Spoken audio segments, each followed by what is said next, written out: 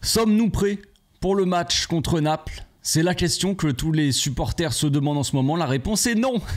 La réponse est non, évidemment. Mais ce qui est marrant dans l'histoire, les amis, c'est que ça tombe bien parce que Naples non plus.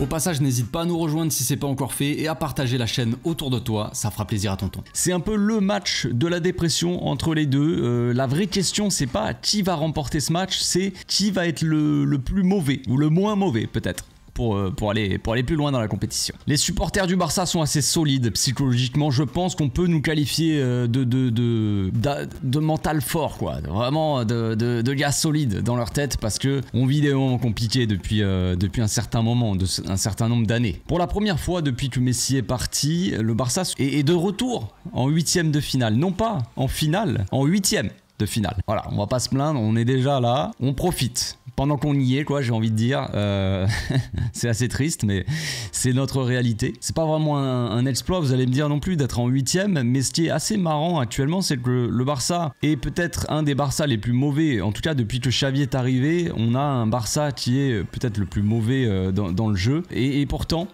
c'est ce Barça-là qui est qualifié pour les huitièmes de finale. Donc c'est pour ça que je dis que c'est marrant et que les supporters sont assez solides mentalement parce que tout ça c'est vraiment très ironique, je trouve. Mais vous allez me dire que c'est forcément plus simple de passer, d'arriver jusqu'en huitième quand tu tombes pas dans un groupe de porc, un groupe de la mort à chaque fois. Là, cette fois-ci, on a eu un peu de répit et on a su se qualifier, en profiter. C'est le strict minimum. Donc le Barça là actuellement est assez amorphe, j'ai envie de dire, et manque pas mal de confiance en lui, concrètement. Notre solidité n'est plus qu'un lointain souvenir, un petit peu comme un rêve. Vous savez, quand vous faites un rêve, vous venez de vous réveiller, tu attends 5 minutes et t'essaies d'un coup, t'essaies de te souvenir de ton rêve, tu dis ah ouais mais c'était ça mais j'ai plus le truc.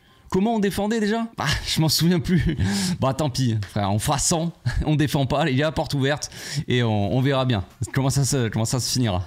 Mais que se passe-t-il offensivement? Eh bien, offensivement, c'est toujours un peu la même chose, on manque d'efficacité. Lewandowski, il bouge pas mal, un petit peu partout sur le terrain à la recherche d'un ballon. Il est jamais vraiment là où il faut, quand il faut, c'est-à-dire dans la surface, hein, dans un premier temps, ça va être pas mal. Après, il se plaint qu'il n'a pas d'attaquant à côté de lui, mais il a quand même 50 milieux qui peuvent lui fournir des ballons, mais ce n'est pas ça qu'il veut, Robert. Ce qu'il veut, c'est un compagnon d'attaque. Un gars avec qui s'amuser sur le terrain, avoir des franches parties de rigolade, je ne sais pas. Mais je suis un peu aigri.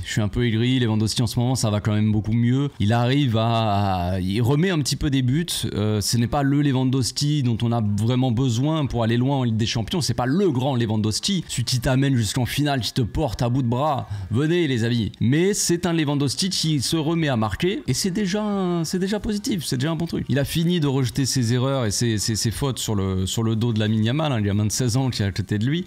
Il a fini tout ça, il a arrêté. Et donc il a retrouvé le chemin des filets. Voilà, on sent Lewandowski un petit peu plus libéré, peut-être un petit peu plus délivré, je ne sais pas. Parce que ne nous y trompons pas les amis, cette double confrontation contre Naples qui démarre donc après-demain, c'est probablement là le rendez-vous, on va l'appeler comme ça, non pas en terrain connu, mais le rendez-vous le plus important de cette fin de saison. Je sais pas si notre destin changera vraiment après cette double confrontation là, mais à l'instant T c'est vraiment le rendez-vous, la double confrontation vraiment décisif de cette fin de saison parce que on n'a plus beaucoup d'espoir en Liga, la Coupe d'Espagne, adios, la Super Coupe, on l'a pas gagné, qui reste la Ligue des Champions. Alors, je pense que les supporters sont assez conscients qu'on ne gagnera pas la Ligue des Champions, mais il y en a quand même qui y croient. Qui pensent qu'on peut aller chercher la Ligue des Champions, pourquoi pas? J'admire toute cette positivité, tout cet optimisme-là. J'admire vraiment ça.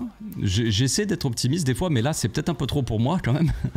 Mais aller le plus loin en Ligue des Champions et sortir avec les honneurs, ça serait déjà un bon point. Une maigre récompense, on va dire, pour cette saison-là. Donc je ne sais pas ce qu'on fera, mais je pense que les supporters attendent de pied ferme cette double confrontation contre Naples, évidemment, sachant que Naples n'est pas au mieux et que s'il y a une équipe à taper en ce moment, c'est peut-être Naples. Et Naples se dit sûrement la même chose, donc ça tombe bien. Parce que de leur côté, Naples, ils sont un petit peu en difficulté, c'est peu de le dire, ils sont 9e de Serie A, ça va pas foufou. Là-bas, c'est pas la folie, ils sont pas en train de faire tourner les serviettes, tout ça, c'est pas la folie là-bas, ils sont un peu ambiance, on sait pas trop ce qui va se passer. Est-ce qu'il faut virer le coach?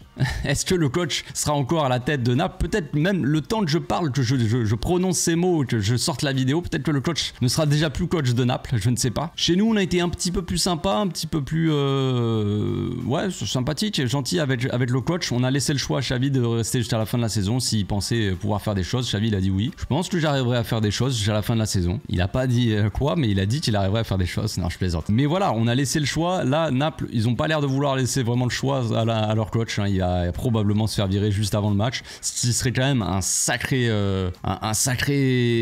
je sais pas, mais un sacré chamboulement. Juste avant un match des champions comme ça, match aller de 8e de finale, tu vires ton coach, tu changes. C'est rare, disons. Donc l'ambiance n'est pas au mieux côté napolitain, mais il peut y avoir un petit espoir quand même. Un petit espoir parce que dans l'histoire, on se souvient, nous supporters du Barça, alors ce sont des mauvais souvenirs les amis, hein, désolé de vous rappeler ça d'avance, mais c'est comme ça. On se souvient de Chelsea, de Di Matteo qui arrive. Di Matteo qui arrive en mars et qui prend un Chelsea assez malade. Chelsea qui était dirigé par Villas-Boas, je crois, le poulain de Mourinho, si je me trompe pas. Disons qu'ils étaient au plus mal.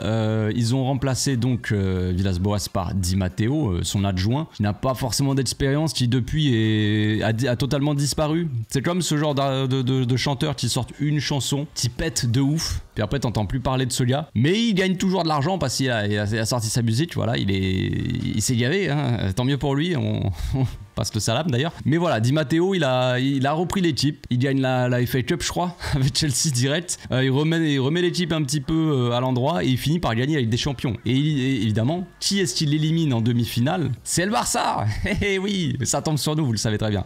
Probablement un des pires souvenirs en tant que supporter pour moi. Je sais pas si c'est à ce moment-là que j'ai pété ma porte, ma poignée de porte de chambre, ou si c'était après un match contre l'Atlético Madrid. Mais bon, c'est soit ça, soit le match retour Chelsea, soit un match contre l'Atlético, je sais plus. Mais en Ligue des Champions aussi, je pense. Hein. Mais ouais, le match retour contre Chelsea, Messi, je crois qu'il loupe un penalty, il tire sur la barre, il me semble, un truc comme ça. On gagne 2-0, on finit par faire 2-2. Enfin bref, c'est des très mauvais souvenirs pour moi. J'avais la haine de fou. Désolé de vous rappeler ça, les amis. Mais il faut aussi se préparer à ce genre de choses.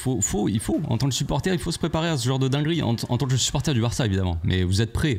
On a vécu des beaux moments ensemble. Donc Naples va mal. Ils ont quand même récupéré Osimhen, qui était parti à la CAN pendant un bon mois. Il y avait Zambondissa aussi qui était parti. Donc voilà, ils avaient perdu quelques joueurs quand même. Surtout Osimhen, qui est le buteur de l'équipe. Ils le perdent un bon mois, on va dire, parce qu'il a quand même, il allait jusqu'en finale avec le Nigeria. Il a fait une bonne CAN. Dans quel état il sera, psychologique ou physique, on ne sait pas trop. Mais en tout cas, ils récupèrent un élément fort de leur effectif. C'est forcément positif pour eux, en tout cas. Donc quelles sont les certitudes du Barça à l'heure d'aborder ce match? Eh bien, je dirais que peut-être la seule certitude que j'ai, moi en tout cas, c'est qu'on n'a aucune certitude sur l'équipe.